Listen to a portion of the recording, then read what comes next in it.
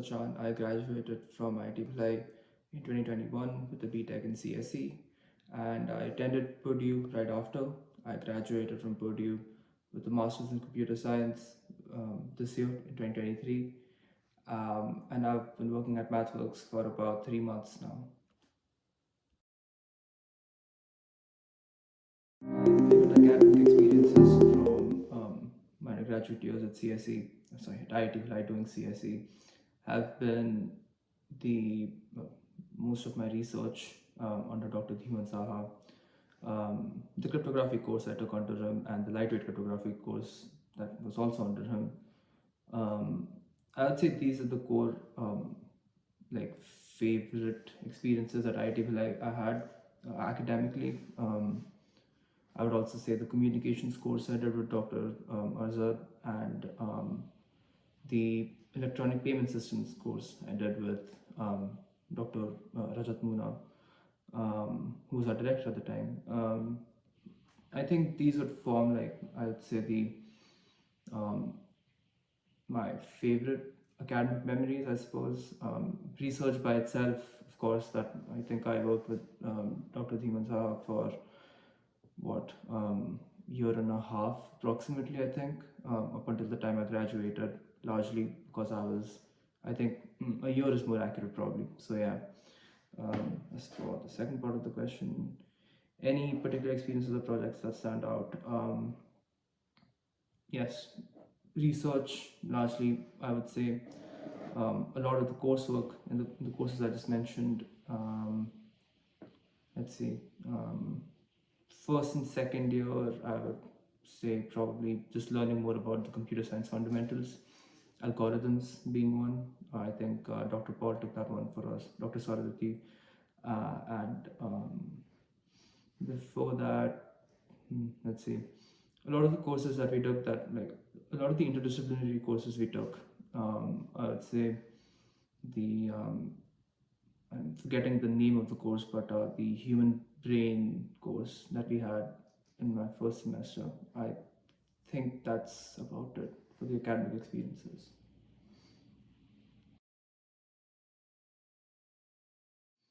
Time management is an entirely learned skill. I would say it didn't come naturally for me. Um, to this day, what I do is I block out chunks of time, big chunks of time for the tasks I want to do. Say, for example, if I have two assignments, I will block out 3 hours of um, 3 hours of my time from the day for both of these, and then go on from there. Like, always, how do I say this? This is what I do. Instead of like having it down to the detail, like I want to do, like, this tiny little task at this time in say half an hour, because plans change, a lot of things pop up, especially when you're doing your undergrad. You will have things you forget. That's one thing I think I had to learn how to do, and this is what works best for me. I just make big blocks of time where I do things, I suppose, like I should say. At MathWorks, we just recently actually had an assessment of our working styles, and that's put a lot of things into perspective for me. Um, yeah, I talked to my manager, I talked to a lot of people as to the detriments and to what is good about my working style. Making big chunks of time out of my entire day. Um, yeah, that's about it for time management for me, to be honest. I'm still learning how to do it properly. Um, During my undergrad years, I didn't focus too much on time management, to be honest, because there are always deadlines, especially at IIT Bhilai. Honestly, you're always on your toes. You know exactly what you need to do. So prioritizing things comes naturally, I think, over there. Even with your extracurricular work, there are if you have a POR, you know what you want, you know what you need to do that day, you know what you need to do academically. So naturally, prioritize those things over things that you don't necessarily need to do that day. um, yeah, that is how I managed my time back then. It is to some extent still how I do things, prioritizing things that I need to do and making time out for them. Leaving some slack time is important. Instead of saying at 3 o'clock I'm going to stop doing this and start doing something else, like leave like a good 15-20 minutes out there. Stuff like that, tiny little stuff like this. You'll find more resources on this. I think you can just Google them, to be honest. Like, um, they'll be able to explain this way better than, than what I just said. So, yeah,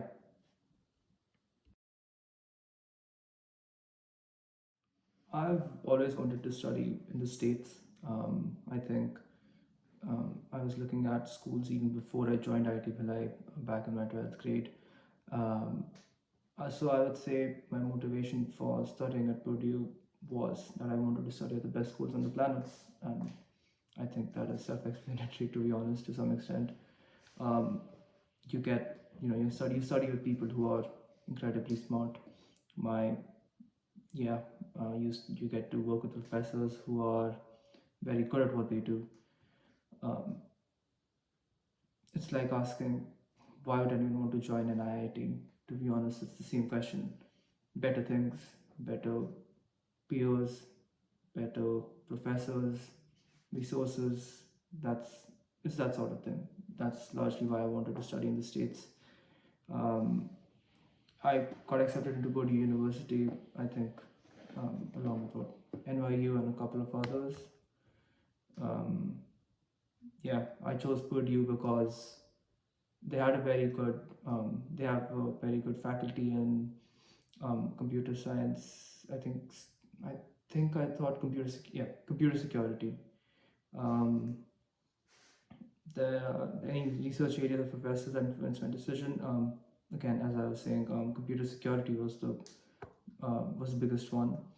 Um, I was working with Dr. Dhiman Saha uh, on cryptography. That was theoretical research cryptography, and wanted to study more about computer security.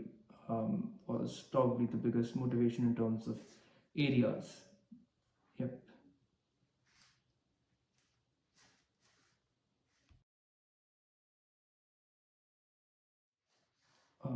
In one word, I would describe Purdue as challenging.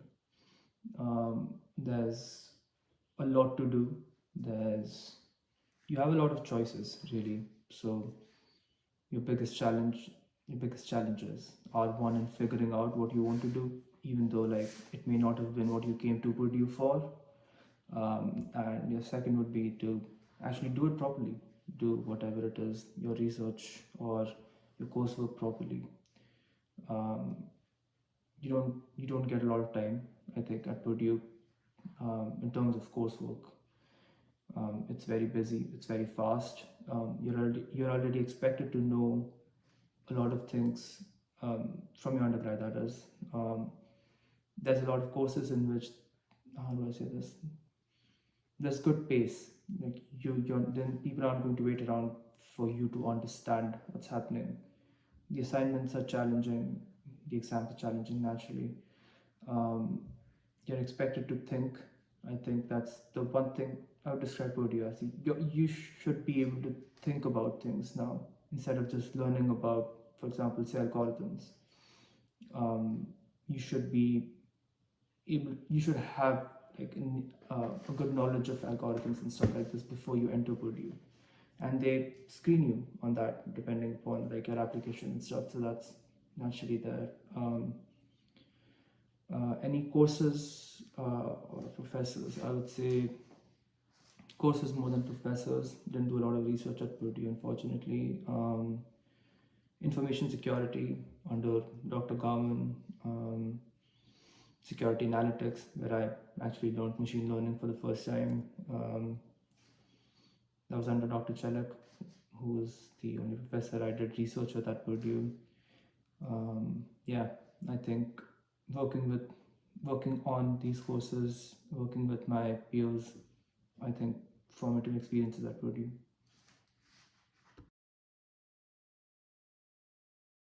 Um, at Purdue, your coursework is like honestly like already a lot of work. I didn't have a lot of other activities to speak of, to be honest. So balancing my coursework and my extracurriculars there then therefore became extremely easy. My coursework was largely what I did. My other activities were really reduced to the things I would do apart from my coursework to relax. To be honest, to being good at your coursework at Purdue is very important. Like it always has been. Wherever I've interviewed for a job, um, Purdue's coursework has always been one thing that they've spoken about. That they respect the academic rigor at Purdue, and I feel that it's important to like it won't be like your undergrad. Like you're not going to get enough time to have like a proper social life, have a lot of things you do apart from that. For example, I was playing football for what 4 or 5 hours a day at IIT Bhilai. No, you're not going to be able to do that at all at Purdue. So a balance in time naturally comes there. Your priorities will change, and that's completely fine, I think. So yeah, um, coursework and research really, the little research I did took up most of my time already. So everything else was, you know, it just fell into place, I suppose.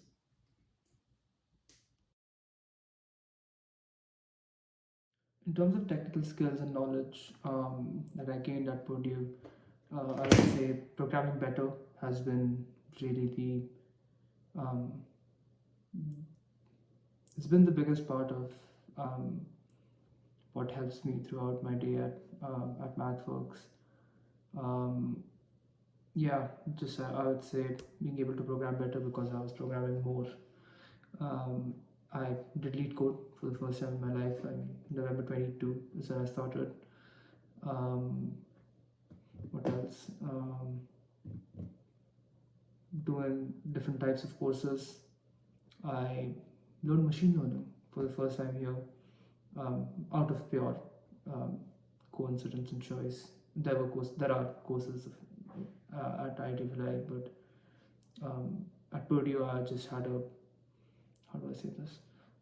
The professor I was working with was taking that course, and I liked the course. It was about machine learning and about security in machine learning and like protecting your models against adversaries.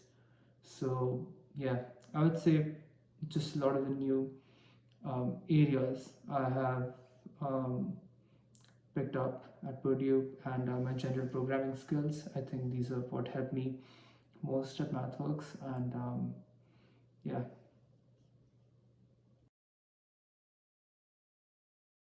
When I think about research and projects at Purdue, there's only really one project that pops up in my mind. It's the device pairing project I did here for I think close to a semester and a half.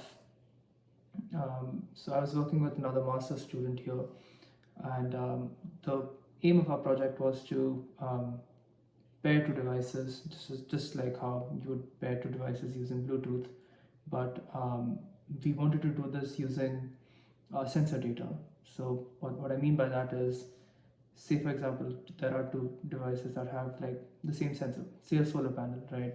So they're bound to capture the same, the profile of the solar energy they capture will be the same, like or close. And we wanted to try to pair two devices using this information, and it's I think it's been more so about how I explain the project and what we did for the project. Like for example, like they when I interviewed at MathWorks, although we did talk about this project quite a lot because it is the biggest project I did. This one along with my internship. Um, we talked a lot about it, but not in the detail as to like what did you use to do this or what did you use to achieve this. More so about the goals, about the overall how do I say this, about the concepts that were involved in doing this, how much code did I write, what did we use, what was the end result. Being able to explain what you did was kind of the aim there. So doing good projects like that take up a little bit of your time, and being able to explain them was more important, I believe.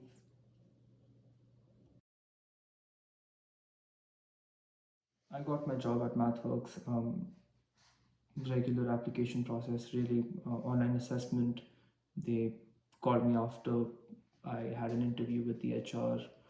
Um, I think I interviewed with my current manager right after that, and after this, there was a technical interview. Um, it wasn't too difficult. I think at MathWorks, what we look for is the ability to think and the ability to explain what you're thinking. I think these were largely the areas I think the interviews focused on. Of course, competence in a lot of the subjects that I already mentioned, algorithms, networks, etc. This is taken for granted. Like you will not at MathWorks, you will not be asked questions that pertain to these topics directly. They will ask you questions that, like, for example, explain what you did in your project, and they will pick up from there. Like they don't really ask what is a vector, for example. No one's really going to ask you that here. It's more so, for example, my device pairing project. We were supposed to. I worked on a project that where we had to pair to devices, not using Bluetooth or any other commonly known mechanism. We paired them by proximity and by using sensor readings. It's complicated, but to explain this in an interview and then to answer the follow-up questions and to be concise. But yeah, I think that's largely what MathWorks was looking for back then. I was able to do it, thankfully. So the ability to think and to explain what you're thinking. The questions, the technical interviews, I think there was one coding problem. I think that yeah, there was one coding problem. But it wasn't about like getting the answer. It was about being able to explain what I was thinking. It was a design problem. I think I was supposed to design I don't remember exactly, but yeah, I don't remember exactly what the question was. But what they focused on more so was what I was thinking instead of just being able to code it. So yeah,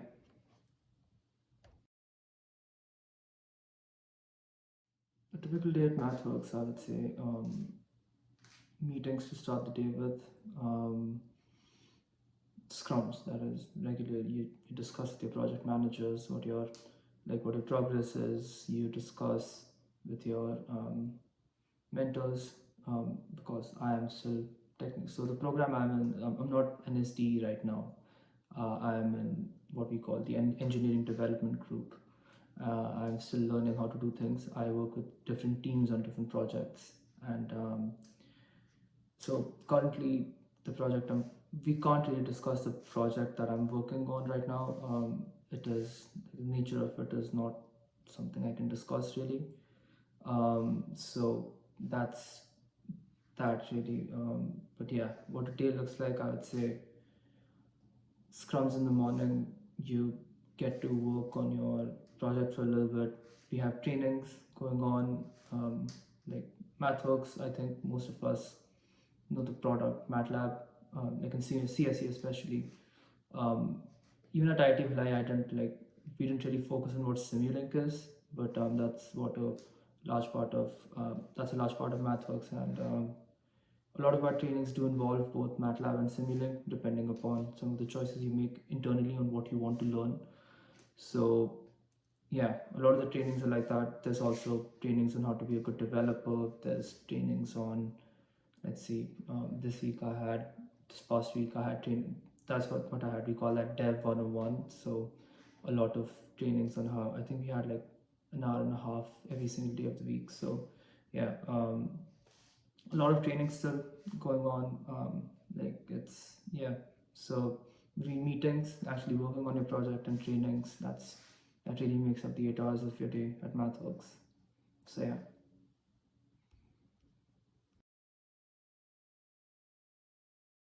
Um, First piece of advice I'd say, do lead code as start as soon as possible.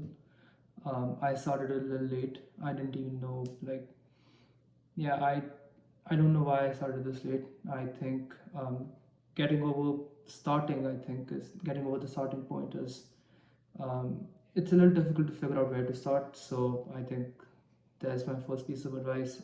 There's a site called Lead Code, as a Neat Code. That's just Lead Code but spelled with an N at the very beginning.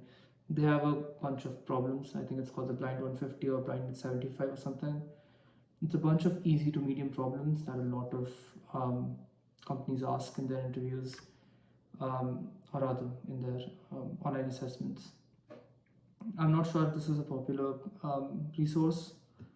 I used it to start out, and every single one of those 75 problems should be like immediate. Like, even though these are like easy problems, they are the foundation of I think a lot of the algorithms and a lot of how to think um, will come from doing these problems. So that's one thing. The second, and I would say more important thing, is um, figure out how to explain things in terms of technical aspects. I mean, when you're saying something in an interview, or you're saying something to a manager or whatever, you're only meeting these people once or twice before they during your interview process. I mean, and they will choose. They will decide whether or not to hire you based on these one or two interactions. So make sure that they understand that you know what you're talking about. So yeah, these are largely the advice I have to give. I've only just stopped giving interviews like back in April. Um, yeah, so I mean, yeah, that's really all I can say so far.